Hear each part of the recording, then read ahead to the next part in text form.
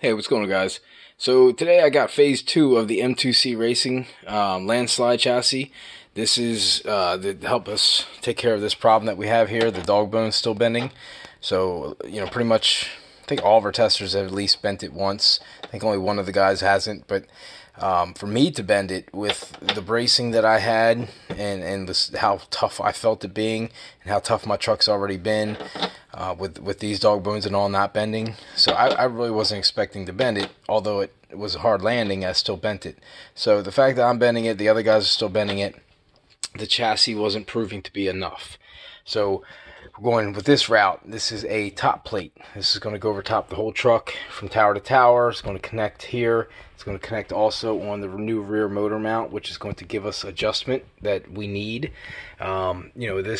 This plate right here, this motor mount support is a 36 can support, and it adjusts basically to the pinion sizes as you change that motor.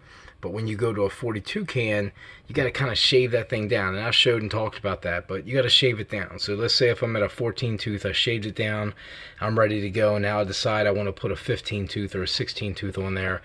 You actually have a gap now. And you basically have to get this again, shave it down again to the right height. Now if I was going from a 16 to a 14, you could just shave it down more. But regardless, this solution right here is going to remove that. This piece is going to allow, it's going to zip tie to the end of the motor, and this here is going to screw in and let you adjust it to the height of the motor. So if you change the pinion gear, you're just going to move this up and down, retighten your two nuts, and you'll be good to go.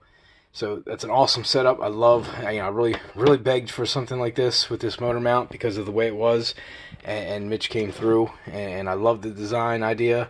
We're going to put it together and see how it works, and we're going to test it also. These here go over top or go under here, and they're basically going right here. So when you have that piece, it's just a lift to kind of get it up all to the same height. And this piece here is going to go on top of the servo saver pivots, and it's also going to be the top brace for this. So I'll get it all together. I'll go over that as we go. Just want to kind of show you the parts that are here. This is everything we need. A couple zip ties and some nuts, which Mitch left out, but that's it's a prototype, so we were rushing to get this stuff out. This is not anodized. I just went ahead and painted mine black. I want it to kind of disappear on the truck. Probably put some logos and do some other stuff with it once I get it on. But for now, Mitch had asked me to do a how-to video for this. So what I'm going to do is I'm going to go ahead and get my parts transferred over to this truck from at least the front end. I'm probably going to get the front end, the service saver mount, all that hooked up. And then we're going to pick back up, because you pretty much want the whole rear end off the truck, the 7 screws that come off the rear, and then the 6 screws that come on the motor mount, and then of course the 2 screws on each side for the battery trays. Just go ahead and get all that out and get it all set up if this is what you're doing. If you're getting this kit, that's what you should have ready. The plate's easy enough to do. You can take that off later or mess with it later, what we do. So this is it. I'm going to go ahead and get all that set up. I'll bring it back when I get to that point, and then we'll kind of pick up from there, and we'll put this thing together here and see how it goes. Alright, I'll be right back. Alright, so I got it back to where we need to be at. For everybody that wants to do this, has to kind of start here. So what we got basically is the difference. What you're going to have, this is the Esc box that I just cut the top with the Dremel, cut it off, and this was where I had my power button and my receiver mounted. So this is kind of designed around the upgraded Esc, which is also an upgraded Esc plate that Mitch made in, and it takes 3 screws on the bottom.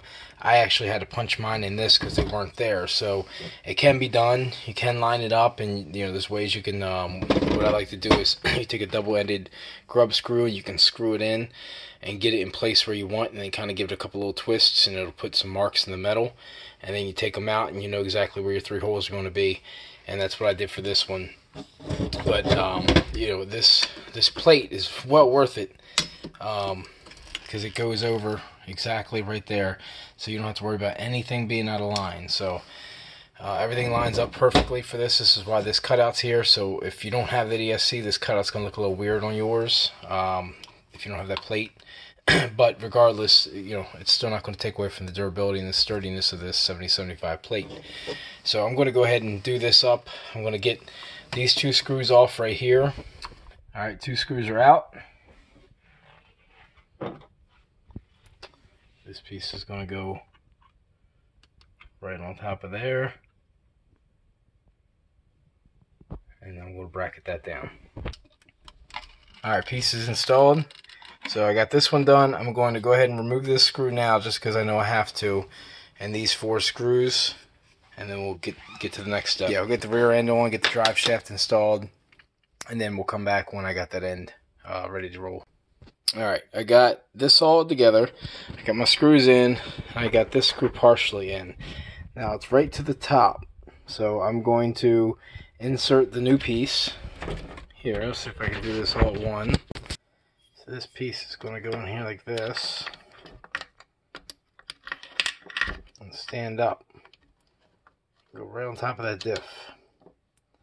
So I am going to now bolt that down there. Alright, so I got the new piece in. So we're going to go ahead. Now this gets a little difficult here. I'm going to have to figure out how I can do this and mount it, then put it on.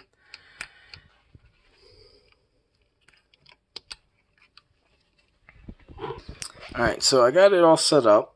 Now he has this designed to have 2 screws in here to hold this plate. I just got to let him know that with a 4274 and the 16 or what do I have, 15 or 16 tooth pinion in here, that the bottom screw is obsolete. It's not letting me fit into this piece. So maybe just a longer piece of Delrin for the slider or something along that line is going to fix that issue. So that's not a big deal. For now, we're going to go ahead and go get the zip tie in there. I'm going to zip tie the motor around and get that biting. And then once that's in its position, I'm going to tighten down these nuts. And we'll get this piece locked in, and we should be able to start with the brace on top. Alright, so the mount is in place. Or the support, I got it zip tied. It's tight. It's very tight. It's not going to go anywhere, at least without bashing. We'll see how it holds up after bashing, if it moves and gets any loose on me, and we'll address that as well. This is what all the testing's about. This is what we're doing. I'm going to bash this up. I'm going to give feedback and let them know hopefully everything's good, and this can be worked into a final design. So let's finish it. I got to take the last screw out here, and then we'll go ahead and work on getting the plate on. Alright guys, so let's get where we're at here. I got the longer screw in here that is about 4 or 5 millimeters longer than the stock one that comes out. Same for the top.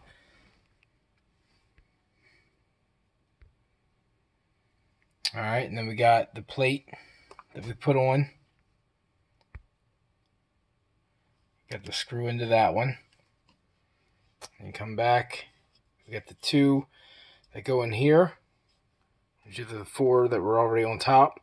And then these 2 just attached to that extra hole that was on there.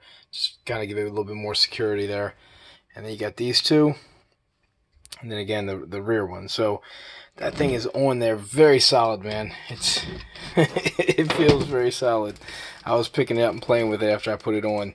So we'll see. Like I said, however this holds up, we're going to find out. And my job is to bash test this thing. So I was actually considering putting the stock bumper back on just to take away the added support. Like I know my T-bone's going to hold in a little bit, but I think I want to test it a little bit more. So we'll see. I bent it with the T-bone on, so I guess if leaving it on there is not going to hurt anything. But I don't know whether I decide to leave it on or not. I'll figure that out here shortly. I don't think we'll be able to run again, at least for another couple days with the rain. But that's it, man. That's what it looks like. We're bolted down, very secure, locking in. A lot of things that we were having concerns about. One of them being the motor mount. Just the flexibility on the motor mount. I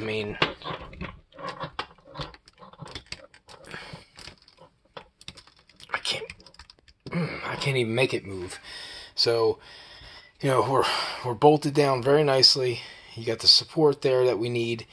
You got all this tying all this in. It should in theory, do the job. Just all I got to do is run my wires and connect everything and plug in my receivers and just kind of, I didn't want to do anything yet until I saw how I was going to do it and how much gap I was going to have, which is plenty of room there. So I'm going to go ahead probably and attach my receiver back down here just so it hides that a little bit, and I'll probably put my button up top for the power. And then hopefully, I mean, I wish I felt like soldering these wires. I'd probably cut these wires short and do them up. But, I mean, I ain't going to mess with that for right now. Maybe in the final setup. Alright guys, give me a few. I'm going to go ahead and get this back together and get it like run ready, and then I'll give you one final overview of everything. Alright guys, well, I'm all back together, ready to go bashing. I'd be outside right now if it weren't for the fact of the rain and the darkness. But I think my weather's going to be a little shitty this week until about Wednesday, so be about another 2 days before I can get this thing out and actually test it. And again, I'm going to be doing bash testing for this and do my best to kind of beat it up a little bit on purpose and hope it holds up. So I mean, everything on this thing is ready to roll. Got my button in place, got some decals on. I used one of the holes right here to stick my antenna up through. I have that here down to there, so anybody can do what I did here. It's just shaving the box and putting place on, drilling your holes out, and making Mitch's motor mount fit, which he will have as well, but you know, it'll fit with his stock or aftermarket chassis, but it doesn't fit with the stock chassis without putting your own holes in. So that's what I did. I just showed you I can do it. I didn't really show you, but I told you how I could do it, and that's all you got to do with that. So I'm definitely looking forward to getting this thing out and beating it up, and hoping that this is the fix that we've been looking for this truck, and if not just this, then the combination of this and the chassis. So we're almost there, guys. Hang tight, we'll get this thing done, and hopefully the dog bones stop bending for the other testers, and you know, I don't have any more issues. That gets us one step closer to a final production, and you know, getting the final design out for people, knowing that, you know, we have fixed the problem. So that's where we're at, guys. I appreciate everybody for watching. If you have any questions, hit me up, and I will keep you guys posted with all the progress on this. Thanks for watching.